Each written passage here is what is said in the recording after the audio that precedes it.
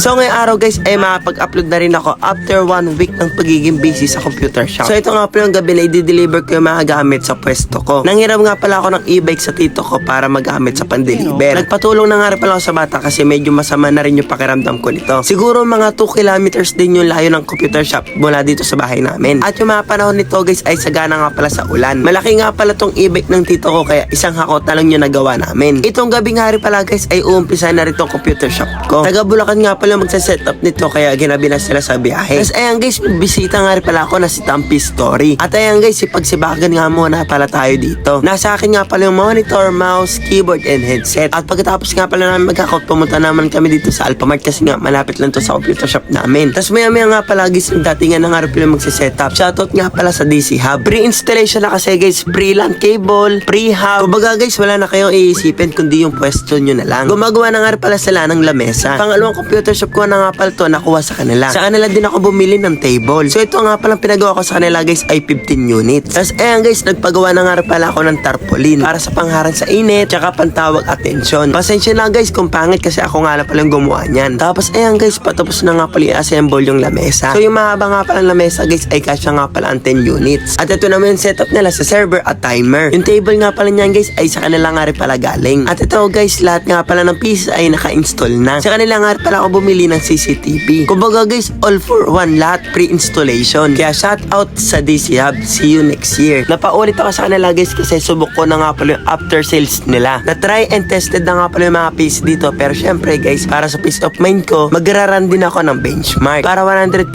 walang problema yung PC. Congrats nga pala sa akin kasi kahit masama nga pala yung pakaramdam ko, nairaos ko naman tong business ko. Pero hindi pa ako tapos guys kasi ipapagawa ko pa tong mga electric fan. Sobrang nirarush ko na to guys kasi gusto ko na talaga mag-opening. Kaya sa lahat nga pala ng mga suggestion nyo sa mga comment section na babasa ko, hindi ko nga pala tumisapay dun sa pagpapagawa ng PC kasi nga siksikan. Itong vlog nga pala guys ay ilang araw nga rin pala to, pinagduksong-duksong ko lang. So ayan guys, nagpagawa nga pala ako ng bracket para dito sa electric fan. Dahil nagtatalsikat nga pala yung mga particles nito, tinatanggal ko nga pala muna yung mga PC. So syempre guys, dahil expose nga pala yung mga wire, pinagtatakpan nga pala namin to ng mga karton. Naglilinis na nga rin pala kami dito at tinitinan ko nga rin pala kung may mga nadaling wire. So far naman, effective naman yung pagharang namin ng mga karton. So yun guys, di pa ako tapos dito sa ceiling fan kasi lalagyan ko pa nga pala yan ng suporta. Kinabukasan nga pala guys ay naglinis na nga rin pala yung mga nanay. Nagpalagay na nga rin pala ako ng karton sa ilalim para hindi nga pala madumihan yung pintura. Wala nga pala silang bayad dito kundi pa merienda lang. Tapos ayan guys, may mga bata nga rin pala mga excited. Tinatapos ko na nga rin pala to guys kasi kinabukasan na nga pala yung opening. So yung ginagawa ko nga pala ngayon guys ay benchmark. Noong nakaraang gabi nga pala inaayos ko yung mga laro lang. Kumbaga ngayon guys 100% utilization. Yung ganito kasi guys kapag hindi nga pala kaya ng computer nagsa-shutdown, nagbo-blue screen. So far naman guys lahat sila natapos. Time check guys 1 AM na nga pala at hindi pa ako tapos. I-install ko nga lang pala itong mga headset. Plug and play na nga rin pala to guys at hindi na nga pala to kailangan ng software. Ito nga rin pala yung headset na gamit ko doon sa isa kong computer shop. At ito na nga pala inaantay ko guys, opening at bumili na nga rin pala ako ng mga upuan. Nagpa-blessing na nga rin pala ako guys kasi nga syempre kailangan to sa mga bagong negosyo. After nga pala ng pa-blessing guys ay nagpaagaw nga rin pala kami dito ng mga barya at candy. Wala nga lang parang bata kasi weekdays to. Tapos ito, nagpamerienda na nga rin pala kami. Spaghetti tsaka puto nga rin pala yung handa namin. Kumain na nga rin pala ako dito kasi hindi pa rin ako nag-uumagahan. Pasensya na guys kung medyo haggard ako. Tapos ayan guys, may pagbibigyan nga rin pala ako dito na mapagkain. Kasi may dumating na nga pala mga customer, bueno mano. Syempre guys, kapag ganyan, libre nga pala yung laro nila. Sila nga pala yung first customer natin na mabibigyan ng free play. Nilalaro nga pala nila dito guys, Roblox Rivals. May mga playing games nga rin pala ako dito, GTA 5 tsaka 2K23. Maya nga pala guys, may nagdatingan na nga rin pala mga player. Tapos yung tarpaulin nga pala guys ay naikabit ko na rin. Medyo hindi pantay guys kasi zip tie lang yung gamit ko dyan. So far guys, hindi naman siya mainit sa loob. Medyo kailangan ko nga pala ng exhaust fan dun sa bandang dulo. Tapos ayan guys, may naglalaro nga rin pala ng Crossfire. Kaya sa mga gusto nga palang dumayo, i-PM nyo lang ako, may makakalaban kayo. Tapos maya guys, dumating na nga rin pala sa Boy Ubo. Nangingi ng pagkain eh, kaninang umaga pa yung blessing. So yung mga nilalaro nga pala nila dito guys, Roblox, Valorant, CS2, Crossfire. So yun lang guys, thank you for watching. Bye bye!